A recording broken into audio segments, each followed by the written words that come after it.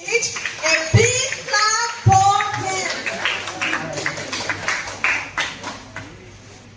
ആദ്യം എന്നെ കുറിച്ച് പറയാം. ഞാൻ ഇവിടെ നിൽക്കുന്നത് ഇന്ന് എന്നെ കുറിച്ച് പറയാൻ വേണ്ടിയിട്ടാണ്, ഒരു സക്സസ് സ്റ്റോറി പറയാൻ വേണ്ടിയിട്ടാണ്. എന്റെ പേര് നിങ്ങൾ കണ്ടിട്ടോ, സ്റ്റാൻലി ബെൻ ഫ്രാൻസിസ് എന്ന നല്ല വീട്ടിൽപ്പെട്ട് പേരാണ്. ഈ ഓല മേഞ്ഞ കുടിലായിരുന്നു നമ്മളൊക്കെ. ഇപ്പോഴൊക്കെ ഞാനൊക്കെ മഴ നനയാൻ വേണ്ടി പുറത്തു പോയി മഴ നനയാറുണ്ട്, മഴ നനയാൻ വേണ്ടി. പണ്ടൊക്കെ എന്റെ കുഞ്ഞിലേക്ക് എന്ന് പറയുന്നത് മഴ നനയണമെങ്കിലും പുറത്തു പോകേണ്ട കാര്യമൊന്നുമില്ല, അകത്ത് തന്നെ അതിനുള്ള ഫെസിലിറ്റി ഉണ്ട്. നമ്മൾ രാവിലെ ഉറക്കം എഴുന്നേക്കാൻ നേരത്ത് പായ ഇങ്ങനെ പിഴിഞ്ഞെടുക്കാൻ പറ്റും. അതായിരുന്നു എന്റെ കുട്ടിക്കാലം.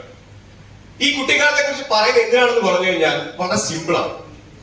ജീവിതത്തില് നമ്മൾ ഒരു സാധാരണക്കാരനായി ജീവിക്കുമ്പോൾ ലൈഫിൽ ഉണ്ടാകുന്ന അപകടതകളുണ്ട്, മറ്റുള്ളവരെ ഇൻസൾട്ടിങ് ഉണ്ട്, നമ്മളെ പലതിനും മാറ്റി നിർത്തും. എന്നെ ഇപ്പോഴും സങ്കടപ്പെടുത്തുന്ന, ഇപ്പോഴും ഞാൻ ഓർക്കുമ്പോൾ സങ്കടപ്പെടുന്ന ഒരു കാര്യമുണ്ട്. പണ്ട് സ്കൂളിൽ പഠിക്കുമ്പോൾ ഇടുന്ന ചെരുപ്പ്, ഈ ചെരുപ്പിന്റെ ഈ ഒരു ഭാഗമൊക്കെ കീറി നല്ല റൗണ്ട് ആയിരിക്കും. വേറെ ചെരുപ്പ് മേടിക്കാനുള്ള സാമ്പത്തിക സ്ഥിതി അന്നില്ല, സത്യമായ കാര്യമാണ്. ഇപ്പൊ അത് എപ്പോഴാണ് ഞാൻ ഓർക്കുന്നത്, എല്ലാ ദിവസവും ഷൂ റാക്കിൽ നിന്ന് ഒരു ഷൂ എടുക്കാൻ തന്നെ ഞാൻ ആലോചിക്കും, എന്തുമാത്രം ഷൂ ആണ് എന്റെ ഷൂ റാക്കിൽ. പണ്ട് എനിക്ക് ഒരു ചെരുപ്പ് വാങ്ങാൻ പോലും ഒരു പ്രാപ്തി ഇല്ലായിരുന്നു. ഇപ്പോൾ എനിക്ക് ഞാൻ ആഗ്രഹിക്കുന്നത് തൊട്ടു മുന്നേ വാങ്ങാനുള്ള ശക്തി എനിക്ക് ദൈവം തന്നിട്ടുണ്ട്. അത് ഞാൻ എങ്ങനെ പ്രാപ്തമാക്കി എന്നുള്ളതാണ് നിങ്ങളോട് പറയുന്നത്. എന്റെ കുഞ്ഞിലെ ഞാൻ പറഞ്ഞു, എനിക്ക് വളരെ ചെറിയൊരു വീടായിരുന്നു ഉണ്ടായിരുന്നത്. ദൈവം സഹായിച്ച് ഇപ്പൊ ഏകദേശം ഒരു 2000 സ്ക്വയർ ഫീറ്റ് ഉള്ള ഒരു വീടുണ്ട്. ഏകദേശം ഞാൻ സ്വന്തമാക്കി കാറുകൾ എന്ന് പറഞ്ഞാൽ എന്റെ ജീവിതത്തിൽ ആദ്യമായിട്ട് ഒരു 800 കാറാണ് ഞാൻ സ്വന്തമാക്കിയത്. സെക്കൻഡ് വൺ, ഒരു വർഷം കഴിഞ്ഞപ്പോൾ ഫോർഡ് ഫിഗോ കാർ സ്വന്തമാക്കി, പുതിയ കാർ. അതിനുശേഷം കറക്റ്റ് 5 വർഷമായപ്പോ ഫോർഡ് ഫിഗോ കാർ കൊടുത്ത് ഹോണ്ട സിറ്റി വാങ്ങി. കറക്റ്റ് 3 വർഷം കഴിഞ്ഞപ്പോ ഹോണ്ട സിറ്റി കൊടുത്തിട്ട് 43 ലക്ഷം വിലയുള്ള ബെൻസ് കാർ വാങ്ങി. അത് കഴിഞ്ഞിട്ട് എന്റെ വെഡിങ് ആനിവേഴ്സറി വന്നപ്പം എന്റെ വൈഫിന് ഒരു കാർ 7 ലക്ഷം രൂപ വിലയുള്ള ഒരു ഇഗ്നിസ് കാർ എനിക്ക് വാങ്ങി കൊടുക്കാൻ കഴിയും. ഇപ്പൊ 1 വർഷത്തിന് മുന്നേ ഞാൻ MG ഹെക്ടർ പ്ലസ് കാർ വാങ്ങി. എന്തുകൊണ്ട് ഈ കാർ വാങ്ങിയെന്ന് എടുത്ത് പറഞ്ഞ കാര്യമുണ്ട് കേട്ടോ. എന്റെ പാഷൻ കാറാണ്. ജീവിതത്തില് എന്തൊക്കെ സ്വന്തമാക്കണമെന്ന് ആഗ്രഹിക്കുന്നുണ്ടോ അതിന് ഏറ്റവും ഇമ്പോർട്ടന്റ് ആയിട്ട് ഞാൻ വയ്ക്കുന്നത് ഒരു കാറാണ്. എന്തുകൊണ്ടാണെന്ന് പറഞ്ഞാൽ അത് വളരെ സിമ്പിൾ ആയിട്ട് പറയാം. എന്റെ കുഞ്ഞിലെ മുതല് എനിക്ക് ഭയങ്കര ആഗ്രഹം ഉണ്ടായിരുന്നു, ഒരു ലക്ഷറി കാർ വാങ്ങണം. എന്റെ ലക്ഷറി കാർ, എന്റെ പണ്ടത്തുള്ള ആഗ്രഹം എന്ന് പറയുന്നത് ഓഡി കാർ എന്നാ പറഞ്ഞിരുന്നത്. ഈ ഓഡി കാർ എന്ന് പറയുന്ന പ്രായത്തില് ഞാൻ ഓഡി കാർ കണ്ടിട്ട് പോലുമില്ല. പക്ഷെ എനിക്കറിയാം ഓഡി കാർ എന്ന് പറഞ്ഞാൽ വലിയ സംഭവമാണ്. അപ്പോ എന്നെ അറിയാവുന്ന, അപ്പൊ നിങ്ങൾ മനസ്സിലാക്കേണ്ട കാര്യം എന്ന് പറയുന്നത്, അന്ന് എനിക്ക് ഒരു സൈക്കിൾ വാങ്ങാൻ പോലും, അതായത് സൈക്കിൾ വാങ്ങണമെന്ന് ആഗ്രഹിച്ചാൽ പോലും വാങ്ങിച്ചു തരാൻ പറ്റാത്ത സാഹചര്യത്തിലാണ് ഞാൻ ഇത് ആഗ്രഹിക്കുന്നത്. അങ്ങനെ ഓരോ ദിവസവും ഞാൻ അതിനുവേണ്ടി പ്രയത്നിക്കാൻ തുടങ്ങി. പ്രയത്നിക്കുന്നത് ഇങ്ങനെയാണ്, വളരെ സിമ്പിൾ ആയിട്ട് നിങ്ങൾക്ക് ഞാൻ ആ ഭാവത്തിലേക്ക് വന്നത്, എന്റെ വിജയത്തിലേക്ക് വന്ന വഴികൾ നിങ്ങൾക്ക് ഞാൻ കാണിച്ചു തരാം. ഓക്കെ, ഇന്ന് ഞാൻ ഈ സക്സസ് എന്ന സബ്ജക്ട് എടുക്കാനുള്ള കാരണം എന്ന് പറഞ്ഞു കഴിഞ്ഞാൽ, എനിക്ക് ഏറ്റവും കൂടുതൽ കോൺഫിഡൻസ് തരുന്ന ഒരു സബ്ജക്ട് ആണ് സക്സസ്. അതിന്റെ റീസൺ എന്ന് പറയുന്നത്, ഒരിക്കലും ഒരു ബുക്ക് വായനയിലൂടെ കിട്ടിയ അറിവല്ല ഞാൻ നിങ്ങളോട് ഷെയർ ചെയ്യാൻ വേണ്ടി പോകുന്നത്. കഴിഞ്ഞ നേരത്തെ ക്ലാസ്സിൽ സാർ പറഞ്ഞിരുന്നു, ഇൻസൾട്ട് ആണ് മുരളി ലോകത്തെ ഏറ്റവും വലിയ ഇൻവെസ്റ്റ്മെന്റ്. എക്സാക്ട് ആണ്. ഇൻസൾട്ട് കിട്ടിയ ഒരാൾക്ക് അത് പോസിറ്റീവായിട്ട് എടുക്കാൻ കഴിയുന്നുണ്ടെങ്കിൽ ഉറപ്പായിട്ടും അവന് വിജയിക്കാൻ കഴിയും എന്നുള്ളതിന് ഒട്ടും ചിന്തിക്കേണ്ട കാര്യമില്ല ജീവിതത്തിൽ. ഇനി ഞാൻ നിങ്ങളോട് ഒരു ചോദ്യം ചോദിക്കാം. ചോദ്യം ഇങ്ങനെയാണ്, ഇവിടെ പരാജയപ്പെട്ടവരാണോ കൂടുതൽ, വിജയിച്ചവരാണോ കൂടുതൽ? കൂടുതൽ പരാജയപ്പെട്ടവർ കൈവെക്കാമോ? കൂടുതൽ പരാജയപ്പെട്ടവർ കൈവെക്കാമോ? ജീവിതത്തിൽ പരാജയത്തെക്കാളും വിജയിച്ചവർ കൈവെക്കാമോ?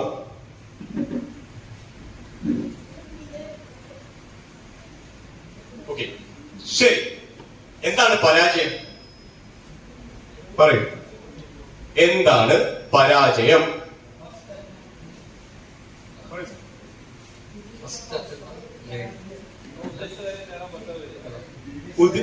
ഉദ്ദേശിച്ച കാര്യം നേടാൻ പറ്റാതെ വരിക.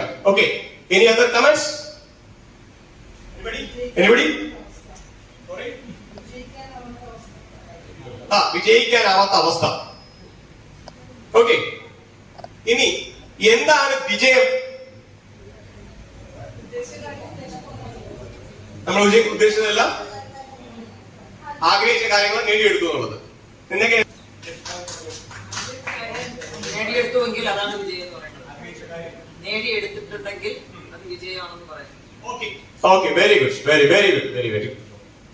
ഞാൻ ഈ പരാജയത്തിന് പറയുന്ന ഒരു കാര്യമുണ്ട്. നാം എപ്പോൾ പരാജയപ്പെട്ടു എന്ന് ചോദിച്ചാൽ ഞാൻ പറയും, ഇപ്പൊ ഞാനൊരു അറ്റംപ്റ്റ് നടത്തി, ഞാൻ അറ്റംപ്റ്റ് നടത്തിയ കാര്യം എനിക്ക് കിട്ടിയില്ല, ഞാൻ പരാജയപ്പെട്ടു എന്ന് ഞാൻ പറയത്തില്ല. ഞാൻ എപ്പോ പരാജയപ്പെട്ടു എന്ന് പറയുന്നത് അറിയാമോ? ഞാൻ എന്തുകൊണ്ട് അറ്റംപ്റ്റിൽ തോറ്റു, അതായത് എന്തുകൊണ്ട് അറ്റംപ്റ്റ് നടത്തിയിട്ട് കിട്ടിയില്ല, അതിന്റെ റീസൺ ഞാൻ മനസ്സിലാക്കിയില്ലെങ്കിൽ അവിടെ ഞാൻ പരാജയപ്പെട്ടു.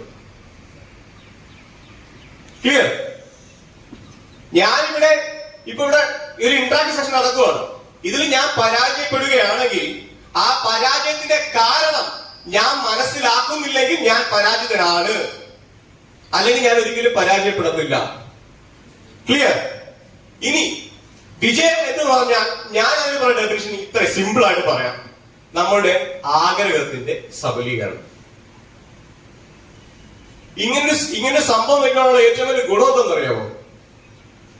ഞാൻ നേരത്തെ നിങ്ങൾ ചോദിച്ചില്ലേ, ജീവിതത്തിൽ വിജയത്തെക്കാളും പരാജയപ്പെട്ടവർ കൈപൊക്കാവുന്നു. അപ്പൊ കുറച്ച് ആളുകൾ കൈപൊക്കി. അത് എന്തുകൊണ്ടെന്ന് പറഞ്ഞാൽ ഈ വിജയം എന്താണെന്നുള്ള യഥാർത്ഥ കാര്യം അറിയാത്തത് കൊണ്ടാണ്. ഇപ്പൊ ഇന്ന് രാവിലെ തന്നെ നടന്ന വിജയത്തെ കുറിച്ച് ഞാൻ പറയാം. രാവിലെ ഞാൻ 5 മണിക്ക് ഉറക്കം എഴുതണമെന്ന് വിചാരിച്ചു. കറക്റ്റ് 5 മണിക്ക് ഉറക്കം എഴുന്നേറ്റ് ഞാൻ വിജയിച്ചു. ഞാൻ വരുന്ന വഴിക്ക് ഇന്നടത്ത് ഫുഡ് കഴിക്കണമെന്ന് വിചാരിച്ചു, അവിടുന്ന് ഫുഡ് കഴിച്ചു. ഇന്ന സമയത്ത് ഇവിടെ എത്തണമെന്ന് വിചാരിച്ചു, ഇന്ന സമയത്ത് ഇവിടെ എത്തി. അങ്ങനെ ഇന്നത്തെ ഒരു ദിവസം മാത്രം നോക്കുകയാണെങ്കിൽ ഒരുപാട് വിജയങ്ങൾ കൈയാളിയ വ്യക്തിയാണ് ഞാൻ. ഇപ്പൊ നമ്മുടെ ലൈഫിൽ ഇങ്ങനെ സംഭവമുള്ള ഗുണം എന്താണെന്ന് അറിയാമോ? നമ്മൾ ഭയങ്കര പോസിറ്റീവായി. ഇന്ന് ഞാൻ നോക്കുകയാണെങ്കിൽ എനിക്ക് പരാജയങ്ങളൊന്നുമില്ല. ഒരു മനുഷ്യന് പരാജയങ്ങളില്ലാതെ പോസിറ്റീവ് ആയിക്കൊണ്ടേയിരിക്കും. ഒരു പരാജയമാണ് മനുഷ്യനെ പുറകിലോട്ട് വലിക്കുന്നത്, അല്ലേ?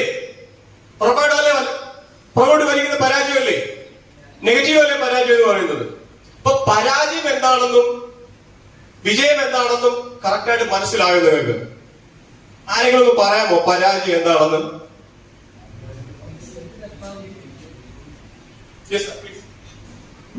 നമ്മൾ എന്തുകൊണ്ടാണ് പരാജയപ്പെട്ടത് എന്നുള്ളതിന്റെ അർത്ഥം മനസ്സിലാക്കാത്തവൻ പരാജയപ്പെട്ടു. ഒരു നല്ലൊരു കൈ കൊടുത്തേ. ഇങ്ങനെ കൈയടിച്ചാ പോരാ, നല്ലതുപോലെ കൈയടിക്കണം. ഈ ഹാർട്ട് അറ്റാക്ക് വരാതിരിക്കാൻ വേണ്ടി ഡോക്ടർ പറയുന്ന ഏറ്റവും ഇമ്പോർട്ടന്റ് ആയ കാര്യമാണ് ഡെയിലി ക്ലാപ്പ് ചെയ്യണം. കേട്ടിട്ടുണ്ടോ ആരെങ്കിലും പറഞ്ഞു? നമ്മുടെ ബ്ലഡ് സർക്കുലേഷൻ ഭയങ്കര ആവുക. ഇന്ന് നമ്മുടെ ശരീരത്തിലുണ്ടായ ബ്ലഡ് സർക്കുലേഷൻ എത്ര ആയിരിക്കും അറിയാമോ? അടിച്ചോണ്ടേയിരിക്കുക. ജീവിതത്തില്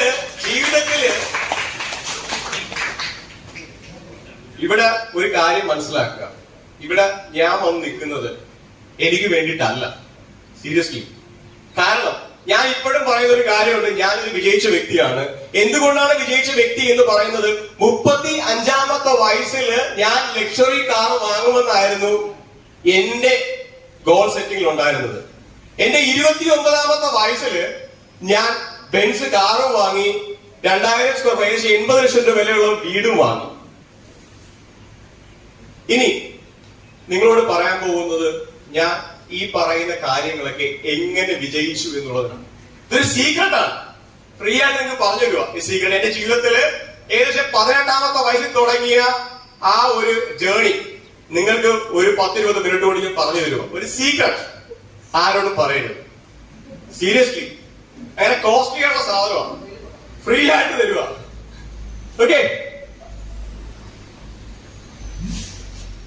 നമ്മളിവിടെ എല്ലാരും പറഞ്ഞു കേട്ടിട്ടുണ്ടായിരുന്നു അല്ലെ, ജീവിതത്തിൽ വിജയിക്കണമെങ്കിൽ എന്ത് വേണമെന്ന്? ജീവിതത്തില് ലക്ഷ്യബോധം വേണം. നമുക്ക് ജീവിതത്തില് വിജയിക്കണമെങ്കിൽ ആഗ്രഹം വേണം. വിജയിക്കണം എന്നൊരു ആഗ്രഹം ഉണ്ടാവണം, അല്ലെ? വിജയിക്കണമെന്ന് ആഗ്രഹമില്ലാത്ത ആരെങ്കിലും ഒന്ന് കൈവെക്കാമോ? വിജയിക്കണമെന്ന് ആഗ്രഹമില്ലാത്ത ആരെങ്കിലും ഉണ്ടെങ്കിൽ കൈവെക്കാമോ? ആരുമില്ല. സത്യമാണ്. എന്നാൽ വിജയിക്കണമെന്ന് ആഗ്രഹിച്ചിട്ട് വിചാരിച്ചതുപോലെ വിജയിക്കാൻ പറ്റാത്ത ആരെങ്കിലും കൈവെക്കാമോ? ഞാൻ ആഗ്രഹിച്ചതുപോലെ എനിക്ക് വിജയിക്കാൻ കഴിഞ്ഞില്ല. ഓക്കെ, അതിന്റെ കാരണം ഇതാണ്. വളരെ സിമ്പിൾ ആയിട്ട് പറഞ്ഞത്, നമ്മുടെ ആഗ്രഹം വെറും ആഗ്രഹം മാത്രമായി പോയി. അതൊരു അതിയായ ആഗ്രഹമായിട്ട് മാറണം. എന്താണ് ആഗ്രഹവും അതിയായ ആഗ്രഹവും തമ്മിലുള്ള വ്യത്യാസം ഞാൻ എന്റെ ലൈഫിൽ നിന്ന് പറഞ്ഞുതരാം. ചെറുതായിട്ടൊക്കെ പാട്ട് പാടുന്നതിന്റെ അസ്ഥിത എനിക്കുണ്ട്. ചെറുതായിട്ടൊക്കെ പാട്ട് പാടും. അപ്പൊ ഒരുപാട് പേര് പറയാറുണ്ട്, അത് നിനക്ക് ട്രൈ ചെയ്തുകൂടെ, നിനക്ക് പാട്ട് പഠിക്കാൻ പോയിക്കൂടെ എന്ന് പറയാറുണ്ട്. കുഞ്ഞിലെ തൊട്ടേ പാടുന്നതാണ് കേട്ടോ, സാറത് പറഞ്ഞു. പാടാം ഉറപ്പാടും. ഓക്കെ, അപ്പൊ പക്ഷേ ഞാൻ ഇതുവരെ അതിന് പുറകെ പോയിട്ടില്ല. ഈ കഴിഞ്ഞ കുറെ വർഷം, ഒരു 2 വർഷത്തിന് മുന്നേ വരെ ഈ ശരീരം ഇതിനേക്കാളും മെലിഞ്ഞുണങ്ങിയ ശരീരമായിരുന്നു. 49 കിലോ ആയിരുന്നു എനിക്ക് ഉണ്ടായിരുന്നത്. എനിക്ക് ആ ശരീരം ഒന്ന് കൂട്ടാൻ വേണ്ടി ഞാൻ ഇതുവരെ ആഗ്രഹിച്ചിട്ടില്ല. അതുകൊണ്ട് എന്ത് സംഭവിച്ചു? എനിക്ക് ഇതുവരെ നന്നായിട്ട് പാടാനും കഴിഞ്ഞിട്ടില്ല, എന്റെ ശരീരം ഒന്ന് വണ്ണം വയ്ക്കാൻ എനിക്ക് കഴിഞ്ഞിട്ടില്ല. എന്തുകൊണ്ടാ? ഇത് രണ്ടും വെറും എന്റെ ആഗ്രഹങ്ങൾ മാത്രമാ. എന്നാൽ എന്റെ അതിയായ ആഗ്രഹങ്ങൾ ആയതുകൊണ്ടാണ് ഞാൻ ഈ പറഞ്ഞ കാറുകളെല്ലാം വാങ്ങിയത്, വീട് വെച്ചത്, എല്ലാം എന്റെ അതിയായ ആഗ്രഹമാണ്. ഈ അതിയായ ആഗ്രഹം വരണ ഒരു കാര്യമുണ്ട്. അതാണ് വളരെ ഇമ്പോർട്ടന്റ് ആയ സാധനം. രണ്ടാമത് കിടക്കുന്നത് റീസൺ.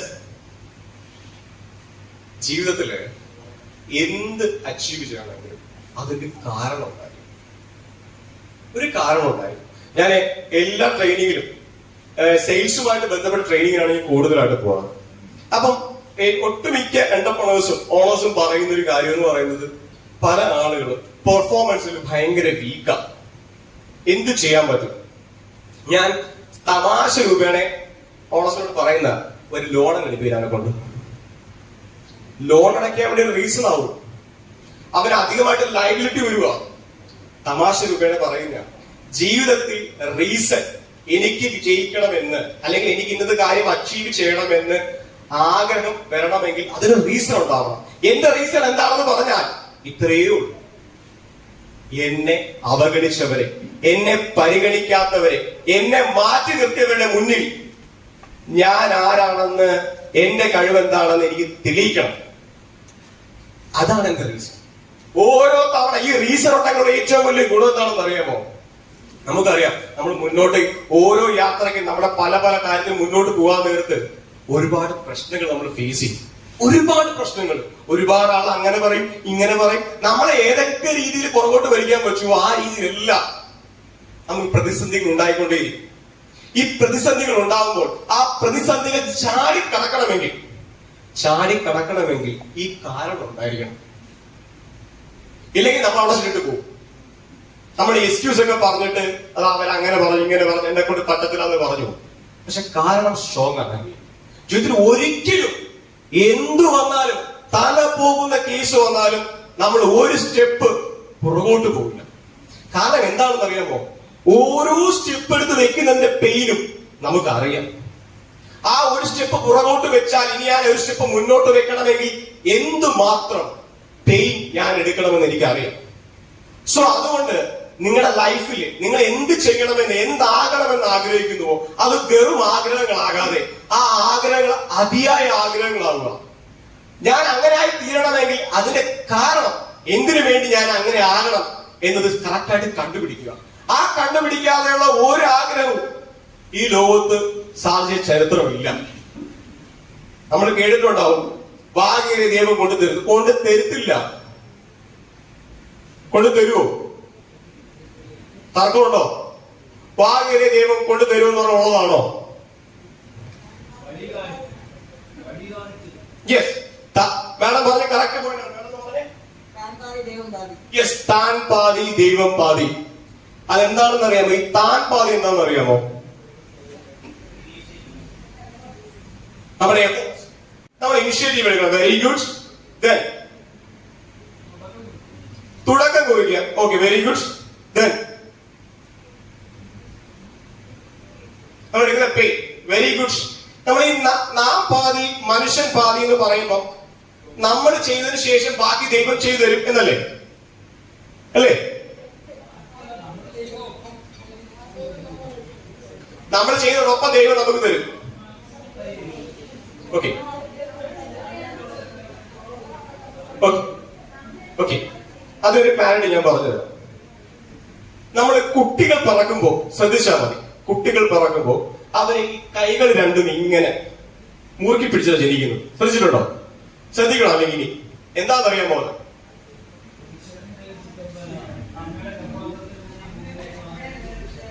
സാറ് പുലിയാട്ടോ. വെറും പുലിയല്ല, ഉപ്പുലി. ബ്ലസ്സിംഗ്. അതായത് ദൈവം ഓരോ മനുഷ്യൻ ജനിച്ചു വീഴുമ്പോൾ അവനുള്ള ബ്ലസ്സിംഗ് കൊടുത്താ വരുന്നത്. കുഞ്ഞ് പിറന്നു വീഴുമ്പോൾ കുഞ്ഞിന്റെ ബ്ലസ്സിംഗ് രണ്ട് കൈയിൽ മുറുകെ പിടിച്ചിട്ടാണ് വരുന്നത്. കുറച്ചു നേരം കഴിയുമ്പോൾ ഇവൻ ഇങ്ങനെ കൈ അങ്ങ് തുറക്കും. അപ്പൊ ഓട്ടോമാറ്റിക്കലി എന്ത് സംഭവിക്കും? കയ്യിൽ നിന്ന് പോയി. ജീവിതത്തിൽ ഇത് എപ്പോ കണ്ടുപിടിക്കുന്നുവോ അപ്പൊ അവൻ വിജയിച്ചു തുടങ്ങും. യേശുദാസിനെ കൊണ്ട് പാട്ട് പാടാൻ കഴിയും. യേശുദാസിനെ കൊണ്ട് ഡാൻസ് കളിക്കാൻ കഴിയും? പറ്റൂ? മൈക്കിൾ ജാക്സനെ കൊണ്ട് കളിക്കാൻ പറ്റൂ? ഇല്ല. യേശുദാസിനെ കൊണ്ട് പാട്ട് പാടാനേ കഴിയത്തുള്ളൂ. യേശുദാസ് ഐഡന്റിഫൈ ചെയ്തു, എനിക്ക് നന്നായിട്ട് പാടാൻ കഴിയും എന്ന് യേശുദാസ് എന്ന് മനസ്സിലാക്കിയോ അന്ന് മുതൽ യേശുദാസ് സംഭവമായി. അല്ലേ? അങ്ങനല്ലേ? നമുക്ക് അതൊരു ചലഞ്ച് ചെയ്യാൻ പറ്റൂ? അതൊക്കെ ഇതാണ് ദൈവം തരുന്ന അനുഗ്രഹം. ദൈവം ഓൾറെഡി 50% ദൈവം തന്നു കഴിഞ്ഞ് നമ്മൾ വേണം അത് കണ്ടുപിടിച്ചിട്ട് അത് ഡെവലപ്പ് ചെയ്യാൻ. ക്ലിയർ? മൂന്നാമത് ഡ്രീം ഇറ്റ്. ഈ ഡ്രീം ഇറ്റ് എന്ന് പറഞ്ഞാൽ നമ്മൾ കാണുന്നത് വേണ്ട കേട്ടോ. APJ അബ്ദുൽ കലാം സാർ വളരെ വ്യക്തമായിട്ട് പറഞ്ഞിട്ടുണ്ട്, നീ ഉറങ്ങുമ്പോൾ കാണുന്ന നല്ല സ്വപ്നം, നിന്റെ ഉറക്കം കെടുത്തുന്നത് എന്താണോ അതാണ് സ്വപ്നം. സംഭവം എന്ന് പറഞ്ഞാൽ ഞാൻ ഭയങ്കരമായിട്ട് അതിയായി ആഗ്രഹിച്ചിട്ടിരിക്കുക, എനിക്ക് ഇന്ന സാധനം വാങ്ങണമെന്ന്. വാങ്ങുന്ന എനിക്ക് ഉറങ്ങാൻ പറ്റുമോ? പറയാൻ പറ്റത്തില്ല. അപ്പൊ ഞാൻ എന്ത് ചെയ്യും? അതെന്റെ സ്വപ്നത്തിലേക്ക് വരും. അപ്പൊ എന്റെ ഉറക്കം കെടുത്തു. ആ ഉറക്കം കെടുത്തുന്നത് മാറാൻ വേണ്ടി നന്നായിട്ട് ഉറങ്ങിയേ പറ്റത്തുള്ളൂ. ആ ഉറങ്ങാൻ വേണ്ടി ഞാൻ എന്ത് ചെയ്യും? അതിനനുസരിച്ചുള്ള പ്ലാൻ ഉണ്ടാക്കും. അതിനനുസരിച്ചുള്ള ഒരു പ്ലാൻ ഉണ്ടാക്കും. എന്റെ ലൈഫിലെ എല്ലാ പ്രതിസന്ധികളും 1 or 2 രാത്രികളിൽ കൂടുതൽ എന്നെ ഡിസ്റ്റർബ് ചെയ്യാറില്ല.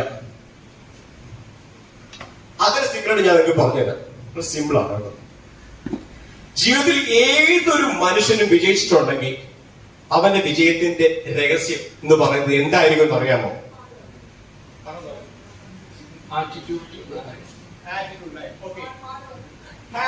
Hard work, confidence, determination. Okay, good. Then planning. Yes. Clarity about it is goal. Then practice. Okay. ഇതെല്ലാം ചെയ്യണമെങ്കിൽ ഒരു കാര്യം വേണം. Change yourself. നിങ്ങൾ പറഞ്ഞല്ലോ ശരി, ഇതെല്ലാം ചെയ്യാൻ വേണ്ടി സാധനം വേണം. എന്തെന്ന് അറിയാമോ? ഒബ്സർവേഷൻ. ജീവിതത്തിൽ ഒബ്സർവേഷൻ. ജീവിതത്തിൽ നമുക്കറിയാം നമ്മളെല്ലാം തികഞ്ഞവരല്ല, അല്ലേ? നമ്മളെല്ലാം തികഞ്ഞവരാരെങ്കിലും ഉണ്ടോ? ഇല്ല. നമുക്കെല്ലാം കുറവുകളുണ്ട്. പക്ഷെ നമ്മൾ എന്തൊക്കെയോ തികഞ്ഞവരാണ്, അല്ലേ? നമ്മുടെ ലൈഫിൽ ഉണ്ടാകുന്നതെല്ലാം പ്രശ്നങ്ങൾ സൊല്യൂഷൻ കണ്ടെത്താൻ നമ്മളെ കൊണ്ട് കഴിയില്ല. ആ സൊല്യൂഷൻ നമ്മളെ കൊണ്ട് കഴിയണമെങ്കിൽ നമ്മൾ മറ്റുള്ള ആളുകളെ ഒബ്സർവ് ചെയ്യണം. നമ്മുടെ ജീവിതത്തിൽ ഈ മനുഷ്യരുടെ ഏറ്റവും വലിയ പ്ലസ് എന്താണെന്ന് അറിയാമോ? മറ്റുള്ളവരെ നെഗറ്റീവ് പെട്ടെന്ന് കണ്ടുപിടി, അല്ലേ? അത് ആക്ച്വലി പ്ലസ് ആണ്. എന്താണെന്നറിയാമോ? മറ്റൊരു മനുഷ്യന്റെ നെഗറ്റീവ് കണ്ടുപിടിക്കുമ്പോ നമ്മൾ എന്താ മനസ്സിലാക്കുന്നത്? അത് ചെയ്യാൻ പാടില്ല, അങ്ങനെ ചെയ്യരുത്. നമ്മളോട് പറയൂ ഇൻഡയറക്റ്റ് ആയിട്ട്, അല്ലേ? നീ ഒരു മോശക്കാരനായ വ്യക്തിയാണെന്ന് പറയുമ്പോൾ എന്തുവാ പറയുന്നത്? അവൻ അങ്ങനെയാണ്, ഞാൻ അങ്ങനെ ആകാൻ പാടില്ല, അല്ലേ? ക്ലിയർ? ഇപ്പൊ നമ്മുടെ ലൈഫിലേക്ക് ഒരു ഒബ്സർവേഷൻ, നമ്മുടെ ചുറ്റും നടക്കുന്ന ആളുകളുടെ ഒബ്സർവേഷൻ ചെയ്യുകയാണെങ്കിലുള്ള ഗുണം എന്ന് പറയുന്നത് അവരവരുടെ ലൈഫിൽ ഉണ്ടാകുന്ന പ്രശ്നങ്ങൾ എങ്ങനെ സോർട്ട് ഔട്ട് ചെയ്യുന്നു എന്നുള്ളത് നമുക്ക് മനസ്സിലാക്കാൻ പറ്റും. അപ്പൊ നമ്മുടെ ലൈഫിലേക്ക് അതുമായി താരതമ്യപ്പെടുത്തുന്ന പ്രശ്നങ്ങൾ വരുമ്പോ നമുക്ക് ആ സാധനം തന്നെ അപ്ലൈ ചെയ്യാം. ചിലപ്പോ ആദ്യത്തെ അപ്ലൈ കറക്റ്റ് ആവണമെന്നില്ല. അതുകൊണ്ടാണ് കൂടുതൽ നമ്മുടെ ചുറ്റോടെ എല്ലാ ആളുകളും ഒബ്സർവ് ചെയ്യാൻ പറയുന്നത്. നമ്മൾ എവിടെയും പോകണ്ട, ഒരു ക്ലാസ്സിനും പോകണ്ട നമ്മുടെ ലൈഫ് സക്സസ് ആവാൻ വേണ്ടി. നമ്മുടെ ചുറ്റുമുള്ള ആളുകൾ, ഓരോ മനുഷ്യരും ഓരോ പാഠപുസ്തകങ്ങളാണ്. അത് നമുക്ക് അറിയാത്തത് കൊണ്ടാണ് പലപ്പോഴും നമ്മൾ പല കാര്യങ്ങളും പഠിക്കാൻ വേണ്ടി പോകുന്നത്. ഒരു മനുഷ്യനെ പഠിക്കുക എന്ന് പറയുന്നത് ചെറിയ കാര്യമല്ല. ദെൻ അത് പ്രാവർത്തികമാക്കുക. ജീവിതത്തിൽ നമ്മൾ നല്ല പ്ലാനൊക്കെ ഉണ്ടാക്കി ഈ പറഞ്ഞ സാധനങ്ങൾ നമുക്ക് വളരെ സിമ്പിളാണ്. പ്ലാൻ ചെയ്യുക എന്നൊക്കെ പറയുന്നത് വളരെ സിമ്പിൾ ആയിട്ട് നമ്മളിങ്ങനെ ഒബ്സർവ് ഒക്കെ ചെയ്ത് പ്ലാനിലേക്ക് വരുന്ന പ്രശ്നമാണ് ഭയങ്കര മടിയന്മാരാണ്. മടിയെന്ന് പറഞ്ഞാൽ അന്യായ മടിയാണ്. എന്താണെന്നറിയാമോ? മടി വേറൊറ്റ കാരണമേ ഉള്ളൂ. എനിക്ക് ശബരിമലയിൽ പോകണമെന്ന് ആഗ്രഹമുള്ള ആളാണെങ്കിൽ ശബരിമല ചവിട്ടാൻ വേണ്ടി എനിക്കൊന്നൊരു 3-4 കിലോമീറ്റർ അവിടെ തോന്നില്ല ശബരിമല, അല്ലേ? ഞാൻ ഇപ്പോഴേ ആലോചിക്കും, 4 കിലോമീറ്റർ കയറണമല്ലോ. ഞാൻ ആദ്യം വരുന്ന ചിന്തയാണ് നെഗറ്റീവ് ചിന്ത. ഞാൻ 4 കിലോമീറ്റർ കയറണം, ഭയങ്കര. ആദ്യം നമ്മുടെ മനസ്സിലേക്ക് വരുന്ന നെഗറ്റീവ് ചിന്ത, അല്ലേ? ഏതൊരു കാര്യത്തിൽ നമ്മളെ പുറകോട്ട് വലിക്കുന്നത് നമ്മുടെ നെഗറ്റീവായ ചിന്തകളല്ലേ, അല്ലേ? ആ നെഗറ്റീവ് ചിന്തകൾ ഇല്ലാതാക്കാൻ വേണ്ടി ഈ പറഞ്ഞതിൽ ഏതാണ് നമ്മളെ സഹായിക്കുന്നത് പറയാമോ? ആ നെഗറ്റീവ് ചിന്തകളെ ഇല്ലാതാക്കാൻ വേണ്ടി, ഉന്മൂലനം ചെയ്യാൻ വേണ്ടി ഈ പറഞ്ഞിരിക്കുന്ന പോയിന്റുകളിൽ, ആ 4 പോയിന്റുകളിൽ ഏതാണ് നമ്മളെ സഹായിക്കുന്നത്?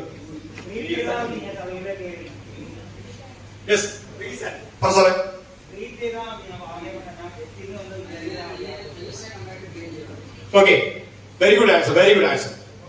അയ്യപ്പനെ കണ്ടതായിട്ട് വിഷ്വലൈസ് ചെയ്താൽ മതി, ഞാൻ എത്തിയതായിട്ട് വിഷ്വലൈസ് ചെയ്താൽ മതി. അതാണ് പറഞ്ഞത് റീസൺ. എനിക്ക് അവിടെ ചെല്ലണം, അത് എന്റെ ആവശ്യമാണ്, അല്ലേ? എന്റെ ആവശ്യമാണ്, മറ്റുള്ളവരുടെ ആവശ്യമല്ല. മറ്റുള്ളവരുടെ ആവശ്യമാണെങ്കിൽ നമ്മൾ ഉറപ്പായിട്ടും പല എക്സ്ക്യൂസുകളും പറഞ്ഞ് ആരെങ്കിലും കയ്യില് ആ നേർച്ചയും കൊടുത്തുവിട്ട് ആരാണ് പൈസ അവരെ കൊണ്ടുവരുന്നത് നമ്മൾ കൊടുക്കുകയും ചെയ്യും. ഇറ്റ്സ് ക്ലിയർ, കറക്റ്റ് അല്ലേ? അപ്പൊ നമ്മൾ ആദ്യം എന്താണ് ചെയ്തത്? അതിയായ ആഗ്രഹം ഉണ്ടായി. ആഗ്രഹം എന്ന് പറഞ്ഞാൽ അതിയായ ആഗ്രഹം ഉണ്ടായി. ആ ആഗ്രഹം, അതൊരു കാരണം നമ്മൾ കണ്ടുപിടിച്ചു. ജീവിതത്തിൽ എന്തിനും ഒരു കാരണം ഉണ്ടായിരിക്കണം, ഇല്ലെങ്കിൽ നമ്മൾ ഉറപ്പായിട്ടും പാതി ഇട്ടിട്ട് പോകും, ഒരു സംശയമില്ല. അതിനുശേഷം ആ നമ്മുടെ അതിയായ ആഗ്രഹമാണ് എന്നുണ്ടെങ്കിൽ ഉറപ്പായിട്ടും നമ്മുടെ സ്വപ്നത്തിൽ അത് വരിക തന്നെ ചെയ്യും. നമ്മുടെ സ്വപ്നത്തിൽ അത് വരുന്നില്ല, എനിക്ക് സുഖമായിട്ട് ഉറങ്ങാൻ കഴിയുന്നുണ്ടെങ്കിൽ മനസ്സിലാക്കിക്കോണം, നിങ്ങളുടെ ആഗ്രഹം വെറും ആഗ്രഹം മാത്രമല്ല, അതിയായ ആഗ്രഹമായിട്ടില്ല. Is it clear? അതിനുശേഷം നമ്മൾ പ്ലാൻ ഉണ്ടാക്കി. ആ പ്ലാൻ എങ്ങനെ ഉണ്ടാക്കി? നമുക്ക് എങ്ങനെ ഉണ്ടാക്കിയത്? പ്ലാൻ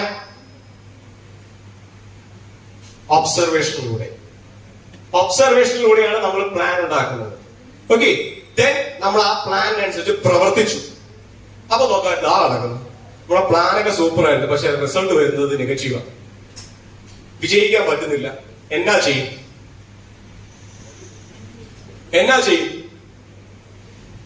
വിജയിക്കാൻ പറ്റുന്നതേ ഇല്ല. എന്നാ ചെയ്യും? Exactly, rework. നല്ല കൈയടി കൊടുക്കുന്നത് സാറ് പറഞ്ഞു കേട്ടില്ലേ? ലൈഫിൽ എക്സ്പീരിയൻസ് ഉള്ള ആളുകൾക്ക് മാത്രമേ ഇങ്ങനെ കറക്റ്റായിട്ട് പറയാൻ പറ്റത്തുള്ളൂ.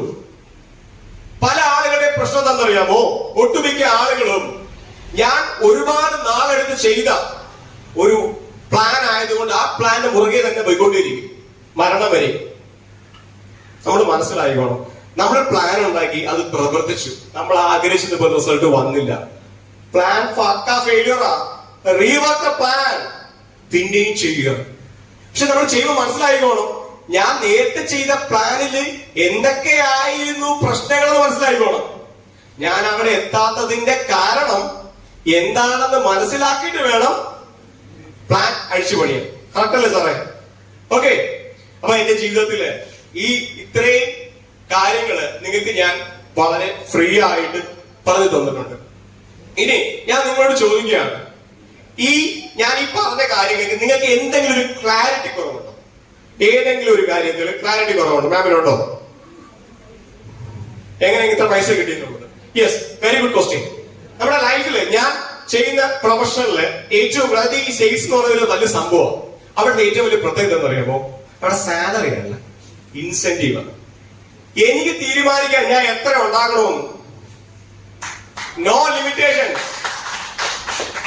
എനിക്ക് തീരുമാനിക്കാറുണ്ട. ഉറങ്ങണോ, ജോലി ചെയ്യണോ, അടിച്ചു പൊളിക്കണോ എന്നൊക്കെ എനിക്ക് തീരുമാനിക്കാം. അങ്ങനെ ഒരു വലിയ പ്രൊഫഷനിലേക്ക് വന്നപ്പോ ഞാൻ തീരുമാനിച്ചു എത്ര വർക്ക് ചെയ്യണം, എത്ര ഫാമിലിയോട് സ്പെൻഡ് ചെയ്യണം, എത്ര കൂട്ടുകാരോട് സ്പെൻഡ് ചെയ്യണം എന്നൊക്കെ ഞാൻ തീരുമാനിച്ചു. അങ്ങനെയാണ് ഈ ഒരു വലിയ ചേഞ്ച് ഉണ്ടാക്കിയിരിക്കുന്നത്. Is it clear? ഓക്കെ. അപ്പൊ ഈ എന്നെ കേട്ടിരുന്ന എല്ലാ ആളുകൾക്കും നന്ദി. അതോടൊപ്പം തന്നെ എന്റെ ലൈഫിൽ ഉണ്ടായ ഈ വിജയരഹസ്യം നിങ്ങളോട് പറഞ്ഞു തന്നപ്പോൾ ഇതിൽ നിന്ന് ഒരാൾക്കെങ്കിലും ഒരു ഇൻസ്പിറേഷൻ ഉണ്ടാകും എന്ന് ഞാൻ വിശ്വസിക്കുന്നു. കാരണം എന്റെ ലൈഫിലെ ഏറ്റവും വലിയ ആഗ്രഹം എന്ന് പറയുന്നത് എന്നെ കണ്ട് ഒരാളെങ്കിലും പഠിക്കണം എന്നുള്ളതാണ്. എന്റെ വിജയത്തിന്റെ ഒരു രഹസ്യം അത് തന്നെയാണ്. എന്റെ ലൈഫിൽ എന്നെ കണ്ട് എന്നെ ഫോളോ ചെയ്യാൻ ഒരാളെങ്കിലും ഉണ്ടാവുക എന്നുള്ളതാണ് എന്റെ ഏറ്റവും വലിയ ലക്ഷ്യം. Okay, thank you.